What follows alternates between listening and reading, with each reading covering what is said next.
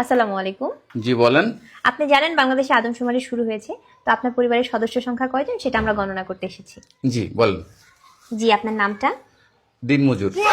না, মানে আপনার পেশা না, আপনার নাম। আমার নামই দিনমজুর। আপনি কি বিবাহিত? জি। কয় বছর হচ্ছে বিয়ে করেছেন? 1 বছর। আপনার কি বাচ্চা আছে? জি 2 জন। মানে আমি 2 বিয়ে করেছি। ও আচ্ছা। আপনার স্ত্রীর নাম? ছোট জন না বড় জন? বড়জন? কেয়ামত। কিয়ামত। আর ছোটজন? তুফান। ও তুফান। আপনার সন্তানের নাম? ছোট জনেরটা না বড় জনেরটা? কিয়ামত জনেরটা? ঝড়। ঝড়। আর তুফানেরটা? সিডর। সিডর। জি, আপনার মূল্যবান সময় দেওয়ার জন্য আপনাকে ধন্যবাদ। আর লাগবে না? না না না, আর কিছু লাগবে না।